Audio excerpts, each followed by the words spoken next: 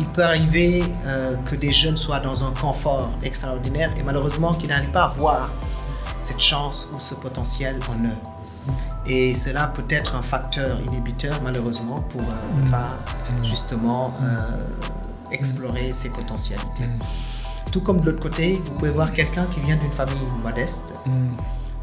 J'en connais parce que j'ai la chance d'enseigner à l'université Alioune Diop de Bombay. Super. Où je rencontre des jeunes qui parcourent des kilomètres pour venir à l'école, parcourir encore des kilomètres pour retourner manger et revenir. Extraordinaire. Sous cette chaleur incroyable. Wow. Mais qui ont cette force, je ne sais pas où est-ce qu'ils puisent cette énergie en eux pour réussir justement. Et pour moi, ceci est constitué de valeurs. Parce que quand on vous transmet des valeurs intrinsèques, des valeurs cardinales, je pense que quel que soit le milieu d'origine, quelles que soient les conditions, on se donne les moyens pour y.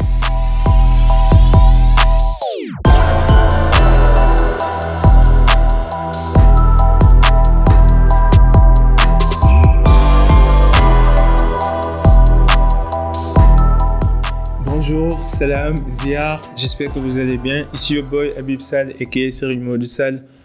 Bienvenue au Cercle d'Influence Podcast, votre cercle préféré.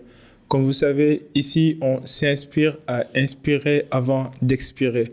Je suis un éternel apprenti qui ne sait pas grand-chose et chaque semaine nous recevons des personnalités compétentes et reconnues dans leur domaine respectif pour parler de leur parcours, de leurs échecs, apprendre de leur côté des principes, des manières de faire que toi et moi pouvons appliquer dans nos vies respectives, que ce soit sur le plan professionnel ou sur le plan personnel. Donc aujourd'hui, j'ai l'immense honneur et plaisir de recevoir sur ce plateau un mentor, un coach, un formateur, quelqu'un qui a inspiré, qui a influencé et qui a formé plusieurs jeunes, des milliers et des milliers de jeunes qui œuvre dans le domaine de l'enseignement pendant plus de 10 années. Ici, aujourd'hui, il est notre prof, il est notre ami, il est venu pour partager ses connaissances. Donc, je vous invite à l'accueillir chaleureusement, notre cher Souleymane. Souleymane Seck. Cher Habib. Souleymane. Bonsoir. Bonsoir. Je suis très heureux d'être aujourd'hui l'invité de Cercle d'Influence. Et je félicite le travail immense d'inspiration que tu es en train de faire pour toute la jeunesse africaine, de manière générale.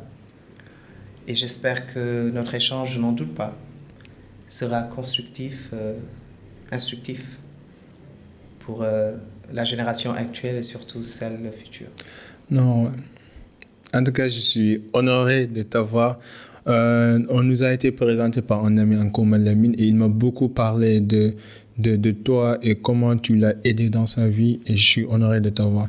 Donc ici, on a l'habitude de retracer le parcours à partir de l'enfance, école, formation, avant d'entrer dans le vif du sujet qui est le partage d'expériences et de connaissances.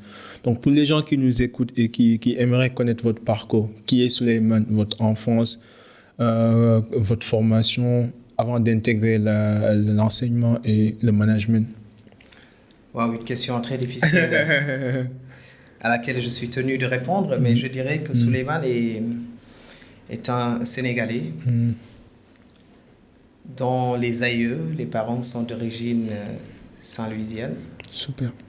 Qui est né à Dakar, qui a grandi pratiquement à Dakar, parti à Saint-Louis également, parce que j'ai un papa fonctionnaire qui a travaillé dans une institution étatique et qui a été quelquefois très mobile pendant toute sa carrière. Donc nous étions obligés de le suivre, bien entendu. Et je suis passé d'école à école à Saint-Louis, au collège Notre-Dame de Lourdes, où j'ai fait mes premiers pas, je vais dire. Ensuite, à Bombay, où j'ai été à Sainte-Croix de Bombay. Je n'ai pas duré, je pense avoir fait 1 an, 2 ans. Au maximum 3 ans, je ne me rappelle vraiment plus. Si. Avant de revenir sur Dakar, où j'ai intégré le collège Notre-Dame du Liban. école dans laquelle j'ai obtenu mon BFM avant d'intégrer le lycée Galandou Diouf. Donc vous voyez plus ou moins la transition lorsque vous avez été dans une école ou dans des écoles privées et tout d'un coup vous vous retrouvez dans une école publique.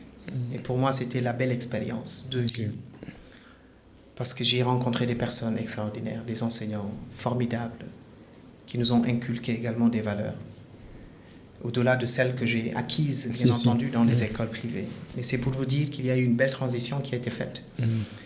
Et à la suite de cela, j'ai obtenu mon bac au lycée Galandou Diouf. Et avant d'intégrer l'ISM, ça a été, comme tout jeune qui vient d'obtenir son bac, un rêve, c'est d'aller à l'étranger. Comme d'hab. Et j'ai obtenu mon bac en même temps que ma grande sœur. Et c'était une joie océane que nous avions vécue dans la maison, dans la famille. Et nous étions prêts, ou nous avions le désir d'aller en tout cas à l'étranger, que ce soit en France, ou même, je me rappelle, on taquinait nos parents en disant que même le Maroc était accessible, absolument, c'était accessible pour nous. Et c'est par la suite que ma maman, qui nous a toujours suivis, de même que le papa bien entendu, mais vous savez, la hargne avec laquelle les mamans accompagnent leurs enfants. Et c'est par la suite qu'elle nous a amené voir un oncle à moi qui est devenu un tuteur, un mentor, un papa. Je reviendrai certainement sur lui. Et qui nous avait conseillé fortement d'intégrer une école du nom de l'Institut supérieur de management. Donc c'était vraiment une première fois que j'entendais cette école. Mais je croisais quelquefois des étudiants qui avaient la tenue de couleur bleu-blanc et je me disais, ben tiens, c'est déjà bien de voir des élèves mettre la tenue. En mode quoi. Absolument, donc c'était vraiment à la mode parce que nous n'avions pas à l'époque des tenues. Et je me disais que ça devait être quelque chose d'extraordinaire, quelque chose d'excitant, de palpitant. Et mon oncle nous a convaincus, je ne sais pas par quel moyen, mais moi j'ai essayé en tout cas d'être assez résistant en disant oui, il faut que j'aille en France parce que j'avais des amis qui étaient partis explorer l'Europe, les Amériques et autres. Et donc je me disais qu'il fallait que je sois aussi dans le même mood. Et c'est par la suite que l'oncle, heureusement que je remercie, par ailleurs, qui nous a convaincus pour rester au Sénégal et intégrer l'Institut supérieur de management. Sans avoir forcément notre avis. Donc il nous a amenés là-bas. Il a demandé à notre maman de nous y amener, de prendre toutes les informations et de lui revenir. Donc il était vraiment très minutieux à suivre l'évolution de l'inscription ou du processus d'inscription. Et c'est comme ça que, en tout cas, nous avons été dans cette école pour nous renseigner, ma sœur et moi, accompagnés de la maman. Et nous avions pris les renseignements prêts à faire un test. J'en parle parce que j'étais assez réticent pour faire le test.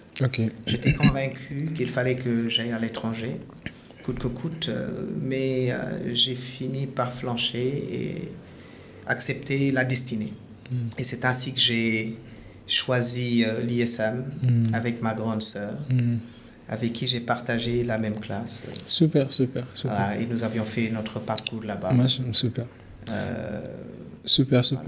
Maintenant, j'ai remarqué que dans votre cursus, vous êtes passé par plusieurs écoles chrétiennes. Et j'ai une cousine aussi et une sœur qui a fait l'école chrétienne. Et j'imagine que, bon, elles sont connues d'être rigoureuses, d'être dures même. Donc, quels sont les enseignements que ces écoles, en fait, t'ont donné en termes de principes, de valeurs, d'engagement dans la vie de manière générale? Oui, très belle question. Vous savez, les écoles catholiques sont réputées comme étant des écoles très rigoureuses, des écoles où la discipline devait régner, où la cohésion sociale et humaine devait également être de mise. Et c'est ce que j'ai retenu durant mon évolution ou mon cursus dans ces écoles catholiques. La rigueur, parce que c'était vraiment un enseignement extrêmement dur. Hein. C'était un enseignement avec des enseignants aguerris, des enseignants également qui nous encadraient bien et qui nous donnaient aussi de l'espace pour nous épanouir. C'était très important. Dans un cadre fermé. Vous savez, dans les écoles, c'est vraiment le cadre très fermé où il y avait la sécurité. La discipline, parce que nous étions obligés de respecter l'heure, parce qu'à un certain moment, si vous arrivez en retard, vous ne pouvez pas accéder à l'école. Donc, c'était de prendre toutes les dispositions nécessaires pour arriver à l'heure dans cette école. Mais aussi, je me rappelle, les mercredis après-midi, nous étions tous obligés d'aller à la bibliothèque. Wow. Voilà, nous n'avions pas le choix.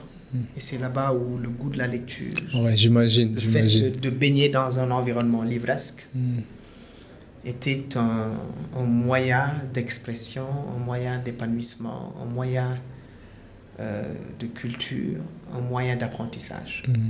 Donc, ce que j'ai retenu à travers justement mes passages dans ces écoles, c'est la rigueur, c'est la discipline, c'est l'organisation, mais surtout la cohésion. La cohésion entre, vous voyez, un musulman dans une école catholique, sans restriction, sans rigueur hein, au niveau de la religion, où on avait la possibilité, bien entendu, à travers les matières qui étaient enseignées, d'avoir aussi le choix entre les disciplines. Donc, c'était aussi la flexibilité, et non pas la rigidité ou la rigueur dans les choix. Et ça a été une belle expérience. Non, c'est important. Et jusqu'à présent, Habib, je t'assure que je garde d'excellentes relations avec mes camarades de promotion dans ces écoles. Et pour moi, c'est ça la vie, c'est ça la finalité. C'est ça la vie, c'est ça la finalité. Absolument, tout à fait. Et moi, j'ai beaucoup d'amis chrétiens aussi, mais on sent toujours cette rigueur. Tout à fait. Genre, tu sens que c'est développé en eux depuis le bas âge. Et ça les aide dans la vie de manière générale et tous les jours. Et c'est très important. Donc maintenant, revenons dans ton métier de base. J'ai l'habitude de dire que l'enseignement, c'est le métier le plus noble. Parce que vous impactez des vies, vous impactez des gens. Et les gens que vous impactez vont grandir aussi pour impacter d'autres générations. Donc, vous ne pouvez pas impacter, vous ne pouvez pas mesurer votre impact. Donc, j'ai beaucoup de respect pour vous, pour les enseignants. Parce que moi aussi, je suis arrivé là où je suis, parce que j'ai été encadré. Absolument. Donc, quels sont les facteurs inhibiteurs de potentiel que tu as pu constater dans les jeunes? Par exemple, quand tu reçois des jeunes qui viennent d'intégrer une école de formation que tu dois former, quand tu les analyses, quels sont les facteurs inhibiteurs de potentiel qui peuvent les empêcher d'atteindre leur vrai potentiel dans la vie de manière générale? Excellent. Avant de venir à la question, tu me permettras peut-être d'expliquer rapidement comment j'ai été piqué par le virus. Ça, c'est important. Oui. De la transmission et de la formation. De la formation. Parce que j'ai un métier de base. Hein. C'est ce que beaucoup de gens peut-être peuvent oublier. L'enseignant, il enseigne une matière, une spécialisation, une discipline.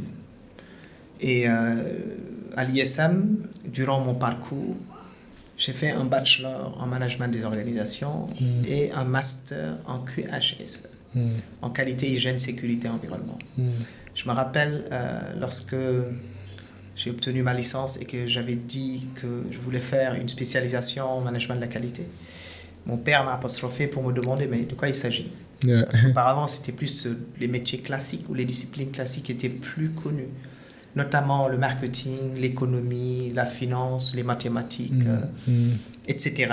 Et c'était un nouveau métier. C'était une nouvelle discipline que j'ai appréciée dès ma deuxième année. Et je m'étais décidé de me spécialiser pour explorer justement la quintessence. Et toujours avec ma grande sœur, hein, on a choisi de faire le management de la qualité, l'hygiène, la sécurité et l'environnement. Et j'étais je pense que ça a été une chance. Je n'ai pas regretté d'avoir fait cette spécialisation. On parlait de ça tout à l'heure, parce que moi aussi, j'ai fait la même formation. Donc, nous sommes des confrères. Hein? Des confrères. Absolument. Des confrères. Et c'est ainsi que j'ai eu la chance aussi, après l'obtention de ma licence, d'intégrer un cabinet qui était spécialisé en management de la qualité. Et je ne cesserai jamais de remercier celle qui m'a donné ma chance, je veux bien la citer, Madame Sorna Diao, oui, qui m'a donné la chance et l'opportunité, en étant jeune, entre 20 ans et 21 ans, d'explorer ou de mettre en pratique les connaissances que j'avais acquises tout au long de mon cursus au niveau de l'ISM. Et de fil à aiguille, j'ai pu mieux aimer cette spécialisation. Et concomitamment, je faisais aussi mon master spécialisé en QHSE, ce qui me donnait plutôt la possibilité de mettre en pratique ce que j'étais en train d'apprendre durant le master et aussi au sein du cabinet.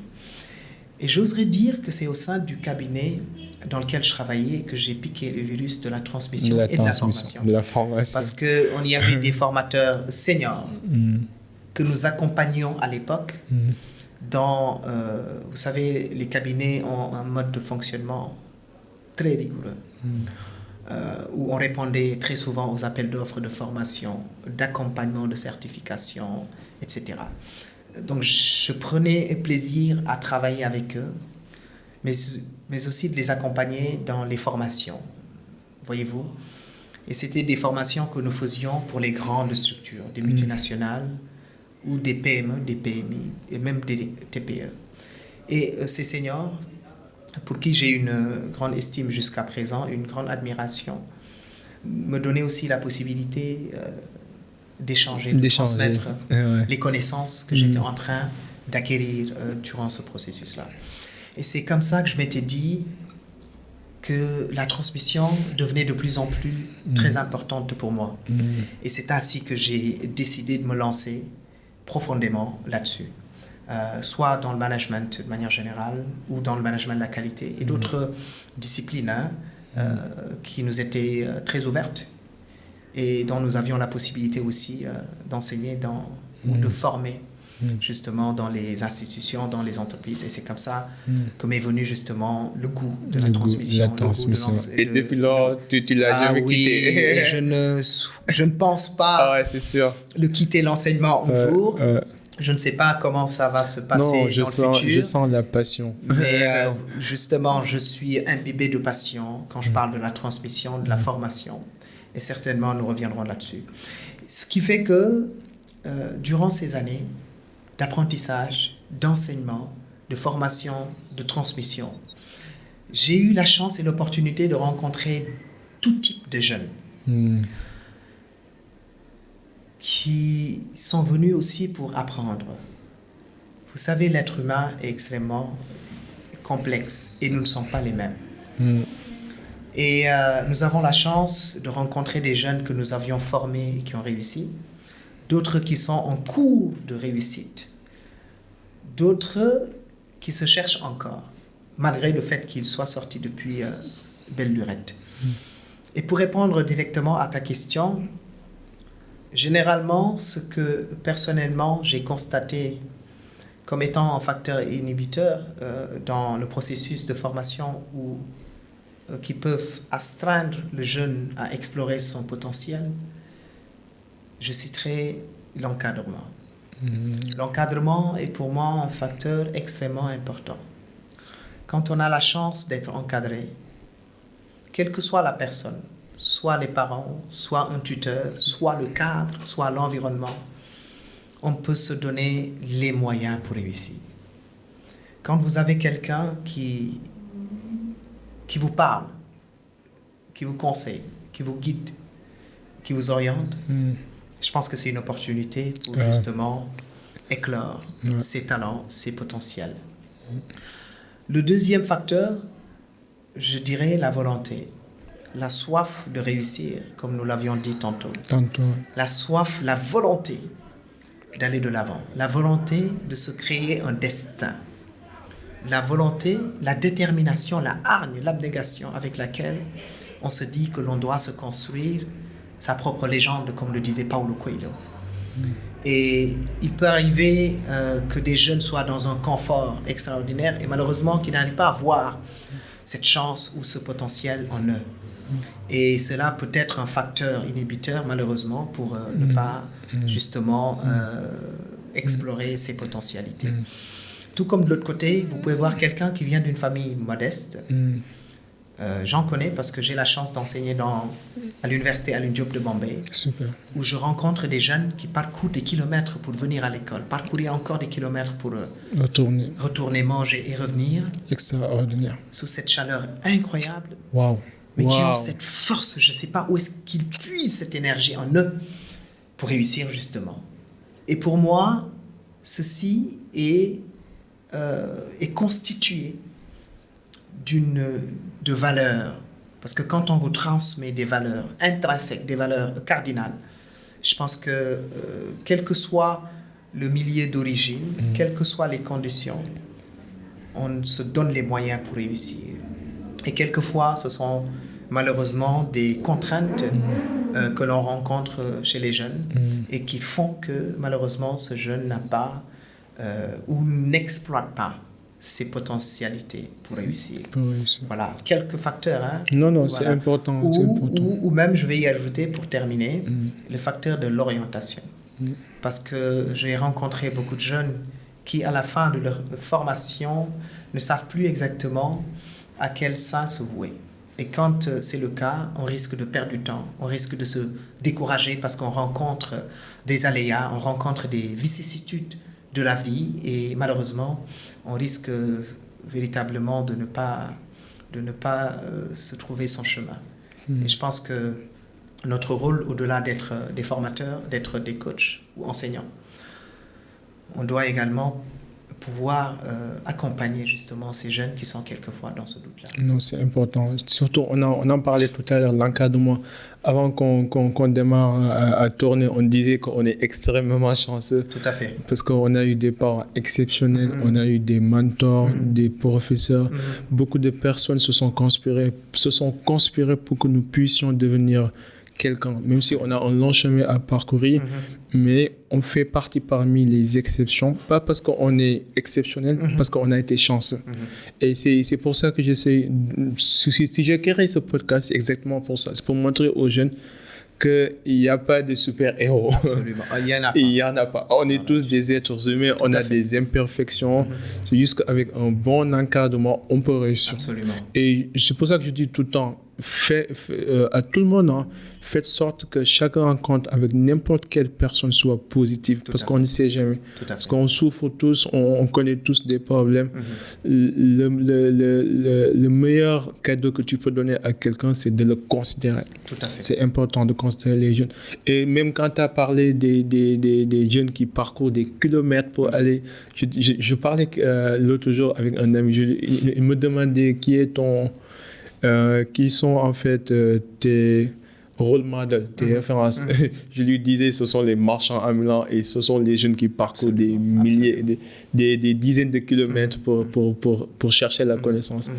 Non, c'est extraordinaire ces jeunes-là. C'est pour avoir cette fougue, cette détermination. Alors, c'est incroyable. Non, c'est incroyable. Ce sont mes zéros. Wallah, ce sont mes zéros. C'est incroyable parce que ce sont des personnes qui ont une manière de voir le monde, qui ont une manière de voir leur réussite. Ouais. Parce qu'une réussite... Parce que parfois, je vois les gens qui sont à Dakar qui se plaignent. Oui. Genre, tu es à Dakar, absolument, ton école est juste à côté, tu as accès à tout, tu as l'Internet, mais en même temps, tu te plains. Alors qu'à Bombay, à je ne sais pas où, il y a des personnes qui sont obligées de parcourir des dizaines de kilomètres pour aller chercher la connaissance. Et pourtant, ils ne se plaignent pas. Absolument. Ils sont reconnaissants, ils sont joyeux. Absolument. Et ils ont de la gratitude. De la gratitude. Vis-à-vis de leurs parents, vis-à-vis de leur entourage, vis-à-vis du bon Dieu, qui est l'instigateur de notre destinée. Et quand c'est le cas, je pense que chacun a sa manière de voir en tout cas, a sa manière de se construire son succès ou sa réussite. C'est là où les personnes sont différentes. Différentes, ouais. C'est là où l'on sent nettement la volonté de chacun d'entre nous. Comment l'on se donne les moyens. Comment l'on a décidé de se créer son propre destin. Et quand on fait la comparaison, il est vrai que comparaison n'est pas raison. N'est pas raison. Mais l'on peut véritablement se rendre compte qu'il y a des jeunes acharnés, des jeunes qui ont cette envie, cette soif, cette détermination à réussir.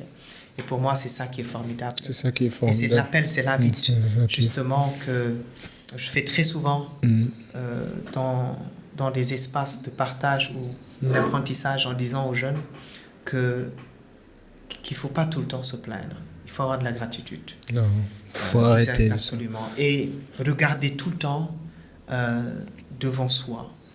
Et regarder aussi ces personnes qui n'ont pas forcément les mêmes conditions que nous.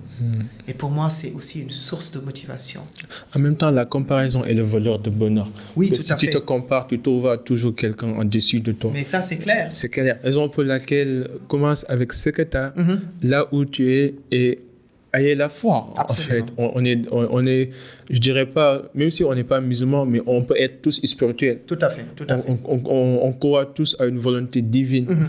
Et parfois, on peut avoir des incertitudes, mais le courage, c'est d'avancer malgré nos incertitudes. Tout à fait. C'est très important. Et c'est ça qui forge l'homme. C'est ça qui forge l'homme. C'est ça qui forge l'homme. C'est ça qui forge l'homme. Tout à fait. Maintenant, quelles sont les personnes, ou bien tout à l'heure, tu as parlé de ton oncle, les personnes et les livres qui vous ont influencé, qui t'ont vraiment influencé dans ton parcours, dans tout ce que tu fais? Je vais commencer peut-être par les personnes. Les personnes. Les personnes qui m'ont beaucoup inspiré, je dirais les parents d'abord. Honnêtement, on a parlé tout à l'heure d'encadrement. Les parents ont joué un rôle prépondérant, un rôle important dans ce que nous sommes aujourd'hui. Il nous reste encore beaucoup de choses à réaliser. Ok. Et nous souhaitons le bon Dieu de nous donner encore l'envie pour réaliser justement ses vœux. C'est vrai. Mais les parents, mon père et ma mère, qui nous ont mis dans de très bonnes conditions, qui ont mis tous les moyens nécessaires pour que l'on puisse réussir. Mon papa, vous savez, quand vous avez un papa qui, durant sa vie active, avait d'énormes responsabilités. Il était, je ne dirais pas moins impliqué, mais il était tellement occupé par ses préoccupations professionnelles qu'il n'avait pas tout le temps pour regarder un peu nos devoirs, faire le suivi, etc.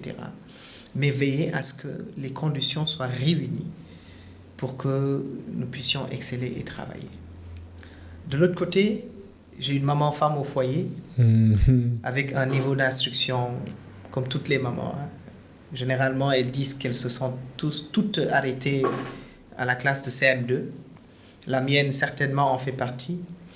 Mais elle a été très présente. Elle a été celle qui venait tout le temps à l'école, celle qui suivait nos notes, celle qui nous suivait dans nos exercices, même si elle ne savait pas exactement de quoi il s'agissait.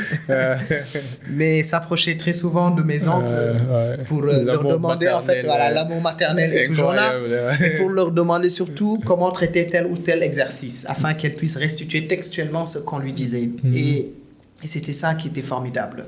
Je me rappelle, et d'ailleurs c'est une anecdote que je raconte très souvent à mes jeunes ou à toute personne que je rencontre, lorsque je lui donne en tout cas un conseil concernant l'encadrement. Ma mère, jusqu'à la 3e année, lorsque nous faisions la 3e année, ma grande sœur et moi, venait à l'école pour suivre nos heures d'absence, nos notes, nos bulletins. Vous imaginez, en 3e année. Et il y a une dame qui travaille à l'ISM où j'ai fait ma formation, qui me rappelle tout le temps cela. Elle me dit, il est très rare de voir un parent qui s'acharne à venir jusqu'en 3e année pour voir les notes, l'avancement, l'assiduité, la rigueur de son enfant ou de ses enfants. Et ça a été le cas de ma maman. Wow. Et j'en profite... Exceptionnel. Non, honnêtement. Et maman, vous avez fait un excellent boulot. Et je lui rends gratitude. Je la remercie pour ça, même que mon père, bien entendu, hein, de par sa rigueur, de par ses valeurs, qu'ils nous ont inculquées à tous les deux. Ensuite, j'ai un papa dont je parlais tantôt, un mentor, qui s'appelle Abdou Aziz Sow, qui a eu des responsabilités au niveau étatique, qui a été ministre, qui est expert comptable. Je le cite parce que c'est quelqu'un qui m'a beaucoup encouragé, qui m'a beaucoup orienté, qui m'a beaucoup aidé, qui m'a beaucoup soutenu, qui m'a aussi inculqué des valeurs extrêmement fortes, avec lesquelles je continue à cheminer et que j'ai toujours mis en bandoulière pour ne pas les oublier, parce que c'est très important aussi. À chaque fois que j'ai un projet ou lorsque je dois prendre une décision, je vais le consulter pour qu'il me donne son avis. C'est ce qu'on appelle le mentoring. Le tutorat est important. Et enfin, un dernier monsieur que j'ai rencontré en dernier, parmi ceux que je viens de citer, mais qui a aussi joué un rôle extrêmement important dans ma carrière professionnelle. Il s'agit de M. Diao, le fondateur du groupe ISL, avec qui j'ai eu la chance de travailler. Jusqu'à présent, d'ailleurs, qui me confie quelquefois des missions ou qui me convie à certaines missions, excusez-moi de la redondance, mais qui m'a donné aussi la chance de pouvoir être dans la transmission. Il a été le premier à me dire que tu es capable d'aller dans les salles de classe. Comme quoi, quelquefois, l'on peut rencontrer des personnes qui peuvent changer radicalement votre vie. Chaque rencontre est une aubaine. Chaque rencontre est prometteuse. Chaque rencontre peut être en tout cas le déclic de notre changement. Et pour moi, c'est ça qui est formidable. Et ce sont des personnes que je ne cesserai de remercier et que je continue toujours à remercier. La reconnaissance, elle est importante. Pour tout ce qu'ils ont, tout ce qu'elles ont fait pour moi. Il y a aussi des amis, il y a ma famille, il y a ma sœur, il y a mon frère. Et je ne vais pas oublier aussi une personne qui est entrée dans ma vie, et c'est mon épouse, qui contribue. Vous savez, on dit derrière tout grand homme, il y a une grande dame. Et moi, je dirais qu'à côté d'un grand homme, il y a une grande dame. Voilà. Et à travers mes nombreuses activités, à travers les heures tardives auxquelles j'arrive à la maison, etc. Mais elle me comprend, elle est toujours là, elle me soutient dans tout ce que je fais. Et c'est le moment de lui. Non, c'est important. En fait, si je pose cette question à nos invités, c'est pour montrer aux gens que l'individualisme, ça ne sert à rien. Du tout. Et parfois, tu entends les gens dire « je suis self-made ». Mais self-made, qui t'a amené dans ce monde? Tu es venu dans ce monde tout seul et tu dis c'est self-made. Beaucoup de personnes sacrifient beaucoup de choses pour nous. Et c'est important de les rendre la balle et de les reconnaître. C'est très important. Maintenant, quels sont les livres qui t'ont influencé? Les livres... Parce que j'imagine que tu es amoureux de la littérature et tu as même écrit un livre récemment durant le Covid. Et tu pourras développer après ce livre la vision, le message derrière. Mais d'abord, donnez-nous quelques livres qui pourront aider les jeunes qui nous écoutent avant de revenir sur ton livre que tu as écrit. Alors, il y a beaucoup de livres, hein, comme pareil. qui m'ont beaucoup inspiré. Il y en a un que j'ai lu en premier qui a véritablement créé un déclic surtout dans ma profession de coach. C'est celui de Napoleon Hill. Réfléchissez. Think and Grow Rich. Exactement, et devenir riche. Un livre dont le soubassement est le désir ardent. Le désir ardent de la réussite. Ça a été un livre qui m'a beaucoup inspiré et que je continue à lire lorsque l'occasion se présente. Il y a aussi un livre de Dale Carnegie qui s'appelle « Comment se faire des amis ». J'aime bien Dale Carnegie. Vraiment, c'est un livre qui a véritablement façonné ma manière ou ma façon de voir le monde. Les relations que l'on peut se tisser avec les autres. La co-construction, le sens de l'altérité, le fait de considérer l'autre comme soi-même. Des valeurs comme l'empathie, comme la solidarité. La compassion. Les échecs, la compassion, les échecs que l'on a endurés dans notre vie. Comment se relever grâce justement aux personnes qui nous entourent. Et ça a été un livre qui m'a beaucoup aidé, qui m'a beaucoup façonné. Un livre de Paulo Coelho. Ouais, L'Alchimiste. L'Alchimiste. Ouais. C'est un livre d'anthologie que je recommande très souvent aussi à mes étudiants. Peut-être que je vais citer le dernier, un livre de Jiddu Krishnamurti, qui est un auteur indien. Un excellent auteur, un auteur mystique, très philosophique. Il a écrit un livre qui s'appelle Le livre de la méditation et de la vie, qui nous rappelle l'importance du connu et de l'inconnu. Voilà. Se libérer du connu pour aller explorer justement le monde et les autres. Absolument. En tout cas, le livre de Dale Carnegie, Comment se faire des amis, en anglais, c'est How to Influence People. Je pense. Ouais. Tout à fait. Donc, je l'ai lu parce que moi aussi, j'étais un homme très introverti. J'étais très introverti.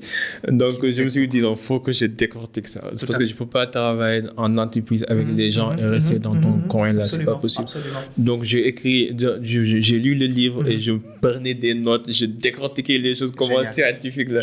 Et je le pratiquais dans ma vie. Et jusqu'à maintenant, que ce soit les principes de réciprocité, la discipline, le fait de regarder les gens droit dans les yeux, la manière de bien serrer la main quand tu rencontres quelqu'un. C'est des principes basiques, mais qui vont changer carrément ta vie. Les premières impressions. Les premières impressions, c'est très important. En tout cas, je vous recommande tous de lire ce livre-là.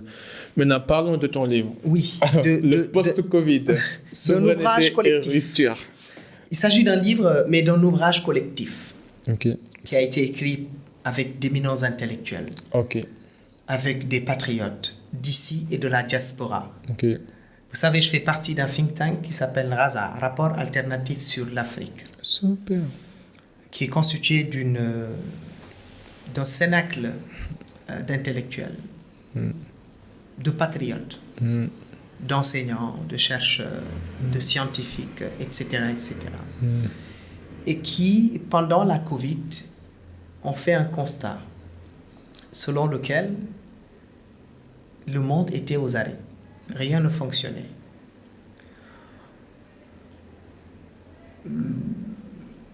En tout cas, les axes stratégiques, ou je dirais même les coopérations, étaient complètement aux arrêts. Les avions ne volaient plus, les bateaux ne naviguaient plus, les voitures ne roulaient quasiment plus. Donc, on ne pouvait plus importer tout ce que nous devions manger. Et parmi tant d'autres constats, ce cénacle d'intellectuels avait décidé véritablement de proposer un ouvrage collectif qui allait dans le sens de présenter l'importance de la souveraineté. La souveraineté pour le continent africain et particulièrement pour le Sénégal. D'où l'intitulé Sénégal post-Covid-19, : rupture et souveraineté. Donc il fallait, à travers les écrits, faire une démarche disruptive qui consistait à proposer, à déjà faire le diagnostic, un état des lieux pendant la Covid, véritablement des axes stratégiques, des coopérations sur tous les plans, économiques, naval, terrestre, à tous les niveaux. Et on s'était rendu compte qu'il fallait que le continent, et particulièrement le Sénégal, commence à poser les jalons de la souveraineté. Même si l'on sait que c'est un processus qui nous prendra du temps pour véritablement créer réellement cette démarche disruptive. Et c'est ainsi qu'à travers un groupe, à travers des échanges, que nous avions décidé de faire une contribution pour faire un diagnostic, mais surtout formuler de fortes recommandations pour que le Sénégal puisse commencer à se poser des questions sur sa souveraineté, mais également à poser des actes forts. Et c'est en cela que j'ai eu le privilège et l'opportunité et la chance de faire partie justement de ce cénacle d'intellectuel, étant le plus jeune, Ouais. à proposer ma contribution Ouais. au niveau justement du leadership communautaire. Parce que ça a été un constat fait pendant la Covid. Comment les populations, les communautés, autour d'une solidarité, autour d'une cohésion, s'entraider mutuellement. Et ça a été... C'était très important. Et ça m'a beaucoup frappé avec des associations pour lesquelles d'ailleurs je milite, ou pour certaines dont je suis membre d'honneur, qui œuvraient, qui étaient sur le terrain, à travers des valeurs, qui apportaient justement leur soutien et leur aide aux communautés. Parce que la Covid a été un moment extrêmement douloureux pour certains, mais aussi des opportunités pour d'autres. Et c'était le moment de poser justement ma plume et de faire ma modeste contribution concernant l'apport et l'importance des soft skills de manière générale et particulièrement du leadership communautaire pendant cette Covid. En tout cas, je t'en félicite. Merci. Et on va mettre les liens pour les gens qui aimeraient en fait acheter les livres. Le livre qui est toujours, qui est toujours en vente au niveau de la librairie Harmattan. La librairie Harmattan, voilà, oui. Mais moi aussi, il faut que je prenne ma copie. Donc, je ne savais pas. C'est hier, quand je parlais avec l'ami, il m'a expliqué. Tout à fait. Je vais prendre ma copie et je vais le lire attentivement. Avec et je t'en félicite pour ça. Plaisir. Maintenant, j'ai remarqué qu'à chaque fois dans ta discussion, il y avait des termes techniques, pas techniques, mais des termes managériaux qui revenaient, que ce soit les diagnostics, l'orientation et stratégie. Et ça, j'imagine que ça découle de notre formation que nous avons fait, formation de management. En tout cas, moi, depuis que j'ai fait cette formation, je suis plus la même personne. J'ai appris à planifier, j'ai appris à réfléchir, j'ai appris à stratégiser, à faire des états des lieux. Donc, j'aimerais savoir quelles sont les aptitudes ou bien les attitudes que tu as développées grâce à ta formation de management et que tu aimerais que les jeunes qui nous écoutent puissent développer indépendamment de la formation. Parce que j'imagine que tout le monde ne va pas faire la même formation. Absolument. Mais je sens que ta manière de penser, c'est en grande partie, c'est dû à ta formation. On sent que tout ce que tu dis, c'est bien réfléchi, c'est bien stratégisé, c'est méthodique en fait. Comment un jeune qui nous écoute peut développer cette approche méthodologique des choses? Très belle question. Je dirais que certainement, ça peut être une déformation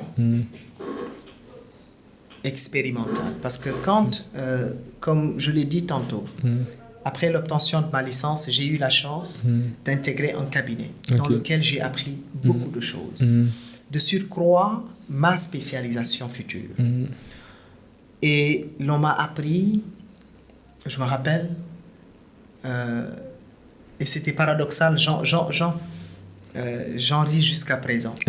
Parce que pendant 4 mois, ma supérieure, ma boss, ne me faisait faire que des recherches. Pendant 4 mois, sur des concepts, sur des thèmes, sur des pensées. Je dis, mais est-ce que réellement je suis fait pour ça? Mais c'est à la longue que je me suis rendu compte de l'importance de cette approche, de cette méthodologie. Elle m'a appris à faire des recherches. Elle m'a appris à m'organiser. Elle m'a appris à me discipliner dans le travail. Et pour moi, le management, c'est la discipline. Le management, c'est l'organisation. D'ailleurs, quand on convoque les gourous du management, je veux parler de Henri Fayol avec la doctrine du fayolisme. On parle beaucoup du PODC, c'est planifier, organiser, diriger, contrôler.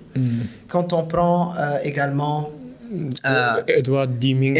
William Edwards Deming, qui est l'instigateur même du concept du management de la qualité avec le PDCA, to plan, to do, to check and to act.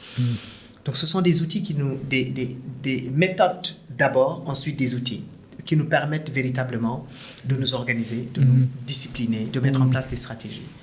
Et c'est ainsi que j'ai pu véritablement les mettre en exergue au niveau des entreprises, parce que j'ai eu à travailler dans des entreprises, j'ai eu à occuper des postes stratégiques, j'ai eu à mettre en place des entreprises, j'ai eu à travailler avec des personnes.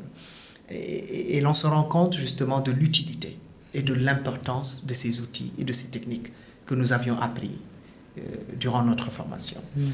Ensuite, au niveau même de l'enseignement, la pédagogie, le temps que l'on prend pour concevoir ces supports, tout ça, c'est du management. Dans le domaine du coaching, le temps que je prends pour faire l'état des lieux. Parce que dans le coaching, pour accompagner une personne, la première phase, c'est d'abord de faire un état des lieux pour voir ce qui est bien et ce qui ne va pas bien, pour véritablement pouvoir aider la personne à aller de l'avant.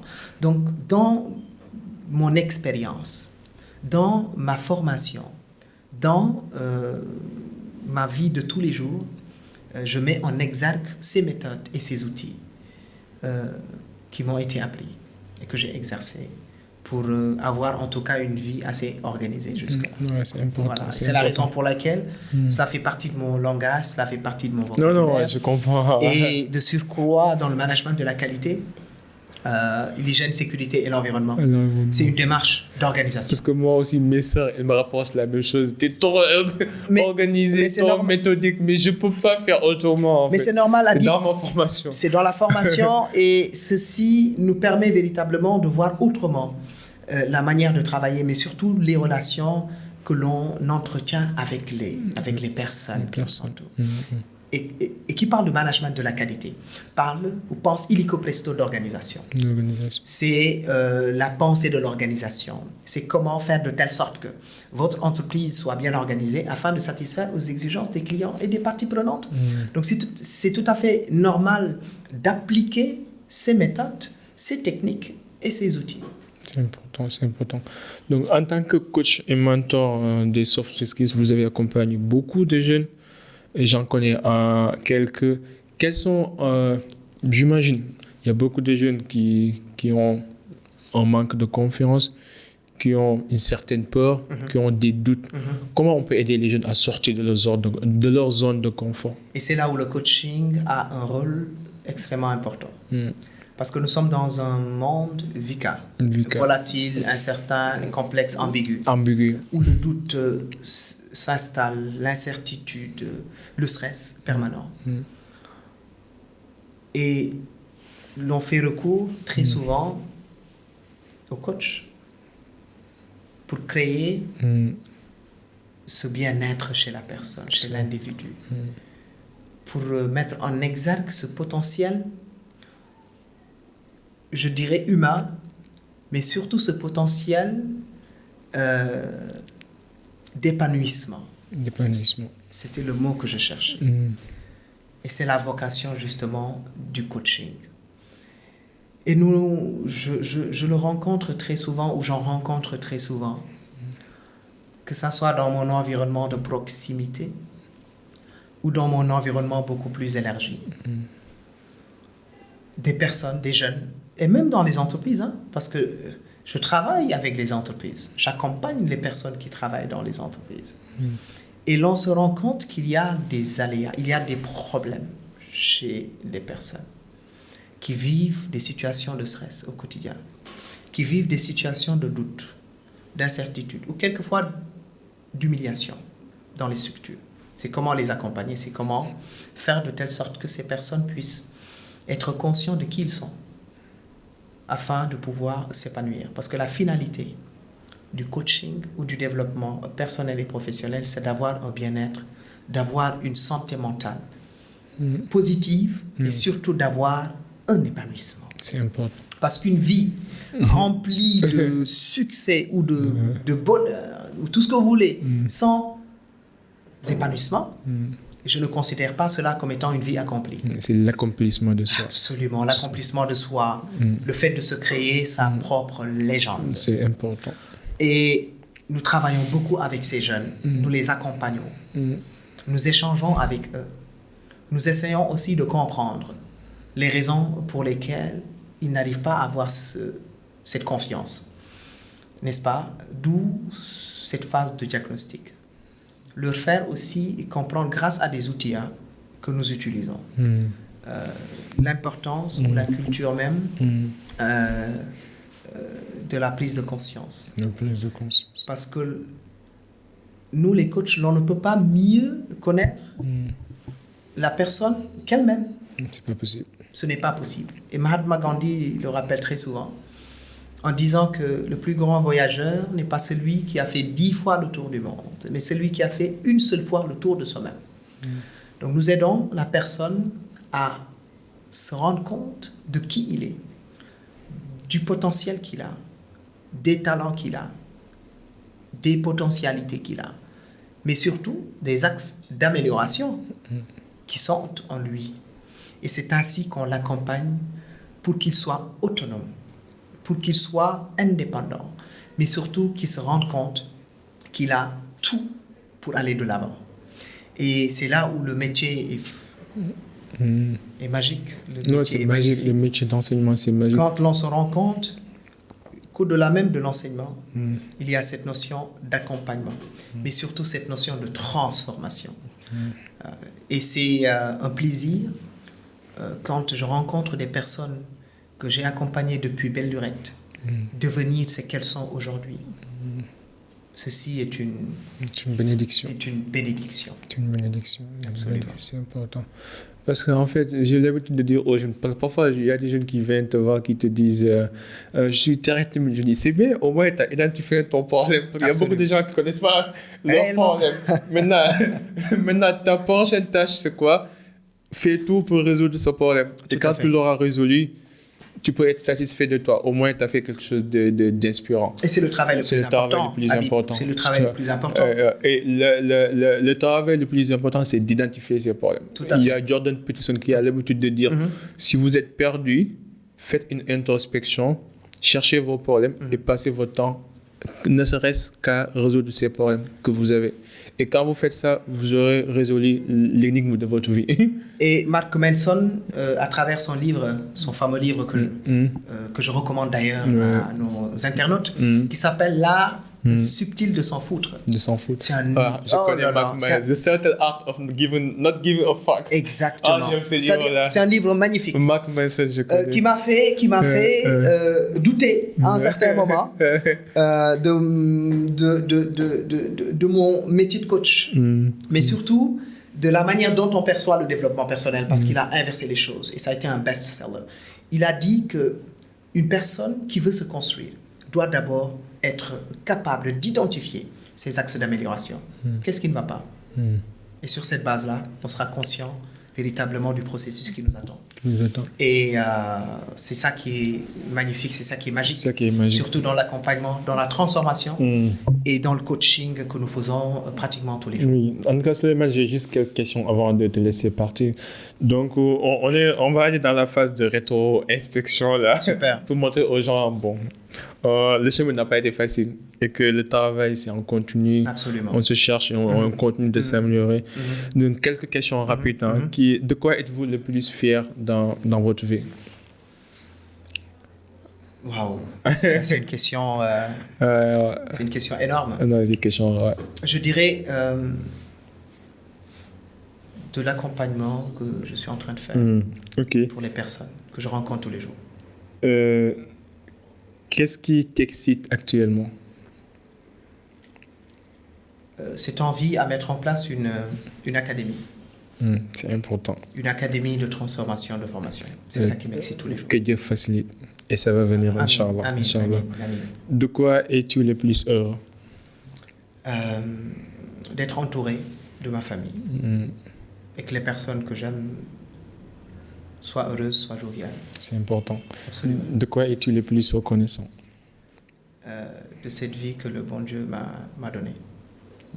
À quoi es-tu le plus engagé en ce moment? Dans quelle bataille? Dans la bataille de la transformation. La transformation. Honnêtement, oui. Le meilleur conseil qu'on t'a donné? C'est de croire en moi et d'aller de l'avant. Et de ne pas écouter justement les invectives des autres. C'est important. De persévérer.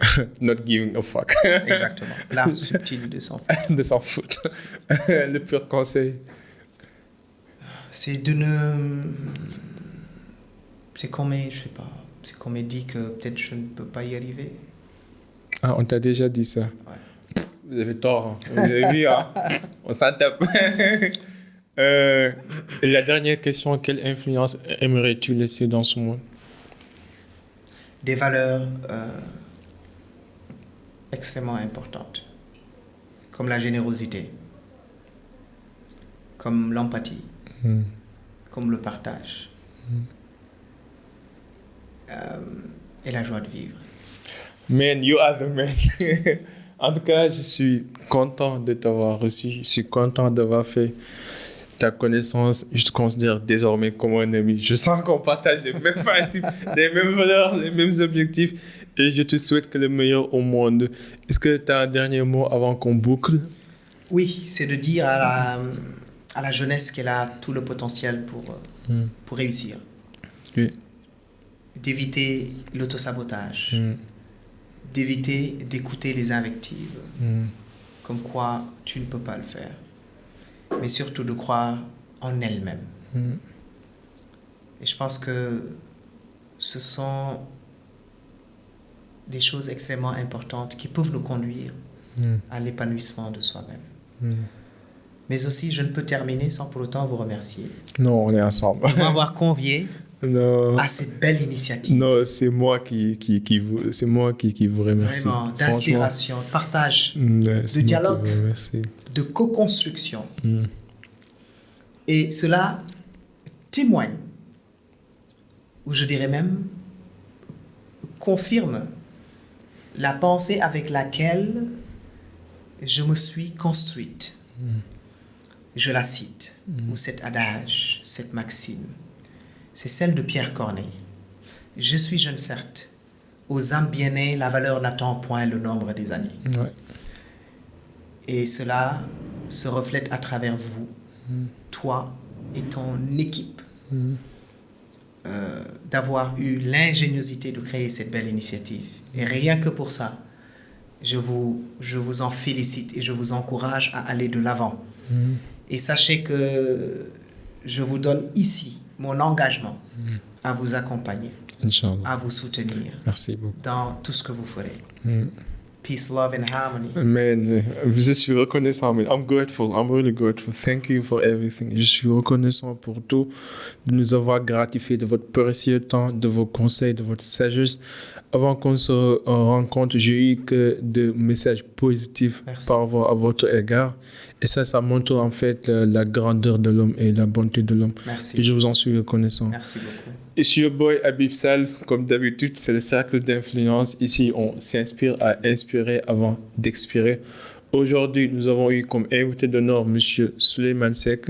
Comment les gens pourront vous contacter sur les réseaux sociaux? Je suis sur Instagram, Souleymane Seck. Facebook, LinkedIn, Souleymane Seck. De toute façon, on va mettre tous les différents liens, les livres, tout dans les show notes. Comme ça, vous pouvez contacter Souleymane et parler avec lui, discuter comment cet épisode vous a été utile. Merci et à la prochaine. Soyez unique, soyez légendaire. Peace and love. We out.